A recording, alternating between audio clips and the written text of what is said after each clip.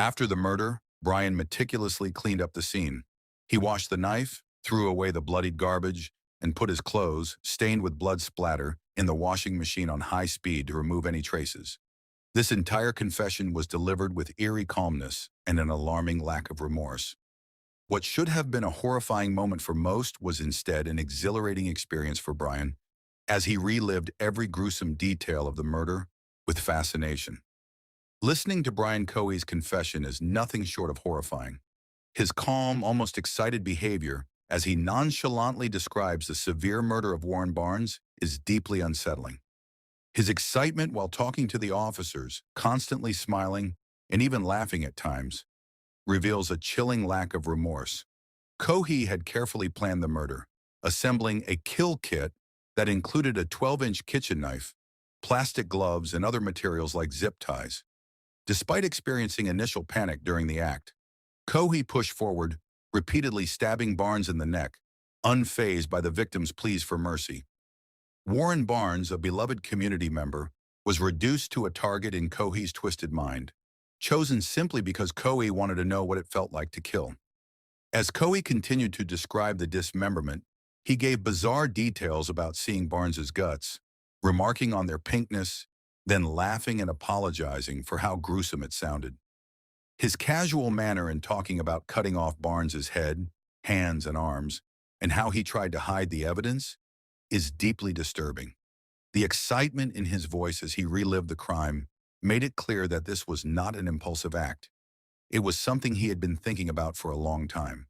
Cohee admitted to police that he had been planning to kill someone for 6 months.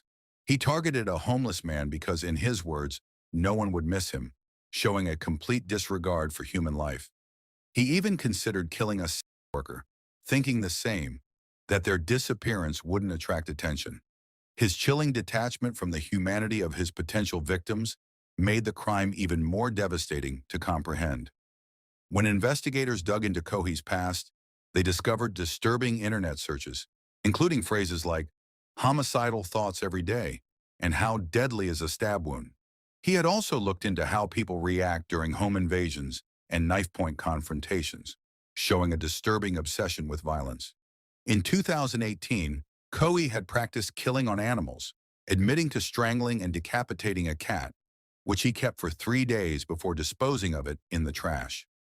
Although this cat-killing incident was a well-known rumor in Grand Junction, those close to Cohee dismissed it as just that, a rumor.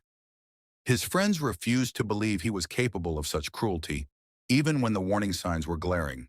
It's a stark reminder that people often overlook or deny the unsettling behaviors of those they know, even when the red flags are impossible to ignore. In the police interview, Brian Cohee was asked if the murder had satisfied his curiosity, the dark urge he'd nurtured for so long. His response was chilling. Cohee described the act as an adrenaline rush. His body was shaking, and there was undeniable excitement. Yet afterward, he didn't feel the way he had expected. The intensity faded, leaving him feeling neutral. He didn't love or hate what he'd done, but upon reflection, Cohee claimed that he wouldn't have done it again, not because of any regret, but likely because the murder hadn't provided the lasting satisfaction he'd imagined. Cohee also admitted to taking pictures of Warren Barnes's mutilated body, though he later deleted them in an attempt to cover his tracks. The police, however, were able to recover the images, providing further evidence of Cohee's gruesome thrill in the murder. Disturbingly, he had written first in his phone notes the night of the murder, hinting at his intentions to kill again. He had even planned to keep one of Barnes's fingers as a memento to relive the experience over and over again. This is a hallmark of serial killer mentality, a desire to savor the crime beyond the act itself. On the night of the murder, Cohee had tried to dispose of Barnes's body by driving to the Colorado River. He placed the dismembered body parts in the trunk of his car, intending to dump them into the river. However, after discarding the remains, Cohee's car rolled into the river, getting stuck, which explained why the vehicle had blood traces. When questioned, Cohee directed the police to the exact location where they would find some of Barnes's remains, including his arms. Unfortunately, much of the body had been swept away by the river. This your son right here? Yep. Hey, partner, you want to come out and talk to me real quick? Sure, I Appreciate mean, it, man. I'm really cold. Is it okay if it's in here? Because That's fine. pants because he had Okay, some. that's fine. I did not know that. No, please stay in the car. Yeah. All right. Nobody else in the car? nope. No, Okay. no, it's just us. I'm the father, that's the mother, and this is our son. He just Sounds called us 20 good. minutes ago and said, Dad, I parked at the boat ramp and I messed up. I tried to get out of the car and it slid down. Well, you're not hurt, right? You're okay? No, just a little Okay. cold is all. Beside your pride a little bit. And probably $7,000. Okay. All right, man. Do you have your ID with you, driver's license, by any chance? Thankfully, What were you doing down here, bud? well, I felt like I needed to get out, Okay. and I figured, why not park here and just Relax a little bit. relax and think. Okay. And I parked on the boat ramp, Okay. and I thought it would be easy to get out. Uh-huh. But when I tried to, Where did you park exactly? Were you down the hill a little bit? Yeah, just a little bit. Okay. And then When he got back in, go ahead. when I got back in, I tried to put it in drive, and it didn't go up. So then I tried putting it in low gear, shimmying it a bit. That didn't work. Were you facing down? No, at I this was point, or were facing. you I was this facing way? up. Okay. You back down? Yeah. Really good Because idea. As the case gained attention, those who had known Cohee, including former teachers, expressed little surprise at the revelations. Many of his teachers had felt uneasy around him, noting his disturbing behavior. They believed the school system had failed him by not providing adequate intervention when red flags were raised about his behavior. While some believed Cohee's path could have been altered with proper intervention, others saw him as someone who was always destined to become a predator.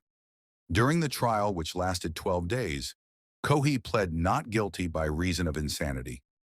His defense argued that his diagnosed mental health disorders contributed to his inability to understand his actions.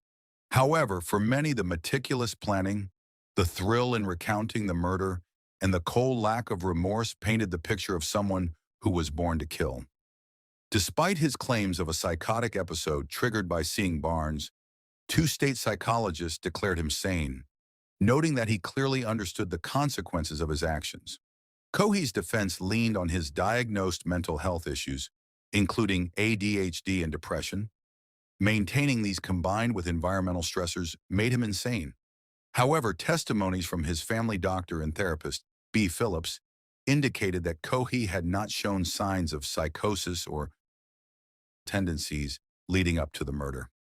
In therapy, he had discussed predatory behavior and admitted to bullying others intentionally, demonstrating an awareness of right and wrong, but choosing to disregard moral boundaries. Ultimately, his actions reflect not a momentary insanity, but a deeply rooted antisocial personality, highlighting the disturbing reality of someone who knowingly operates outside norms. During a court assessment in 2019, Brian Cohee Jr.'s mother, Terry, expressed concern over his inability to understand how his choices impacted his future and those around him. This lack of awareness led to a diagnosis of level 1 autism by Dr. Katrina Catton. When asked about his role models, Cohee shockingly named notorious figures like Adolf Hitler, Joseph Stalin, and serial killer Ted Bundy, indicating a disturbing fascination with individuals known for their destructive legacies. Such responses prompted Dr. Catton to recommend immediate further evaluation, highlighting the dangerous mindset Cohee exhibited. In the weeks leading up to his arrest, a coworker observed Cohee becoming increasingly talkative, suggesting a growing fixation on violence. When she attempted to reach out, he dismissed her kindness as mere pity, revealing his deep-seated feelings of isolation. Ultimately, the jury deliberated for only 2 days before finding Cohee guilty of first-degree murder, rejecting the insanity defense. They concluded that he clearly understood right from wrong, also convicting him of tampering with a deceased body and evidence. As the verdict was read, Cohee showed no emotion, very different with the emotional relief of those present, who sought justice for the severe murder of a kind-hearted man at the hands of someone who derived pleasure from violence. At sentencing, Brian Cohee Jr. received a life sentence without parole, a necessary measure to protect society from individuals with such a predatory mindset. Judge Richard Gurley, who has 37 years of experience in the criminal justice system, labeled the case as one of the most horrific he had encountered, acknowledging Cohee's mental issues while declaring his understanding of right and wrong. The impact on Cohee's family was extreme. His mother, Terry, expressed deep sympathies for the victim, Warren Barnes, and acknowledged the toll it had taken on their family.